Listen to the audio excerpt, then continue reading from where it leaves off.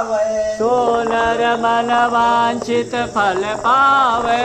पस होम करे जो कोई। देह के बस सचराचर होए। तिल तेंदुल संग क्षीर मिलावे। भक्ति प्रेम से हवन करावे। दुख दरिद्र व्यापै नहीं सोई। निश्चय सुख संपत्ति सब होई। फूल अशोक हवन जो करही। ताके गृह सुख संपत्ति भरहि। फूल से मर का होम करी जय। निसेवा को रिपु सब चीजै। गुल घृत हो मैं जो कोई। तेई के बस में राजा होए। गुल तिल संग होम करावे। ताको सकल बंद कट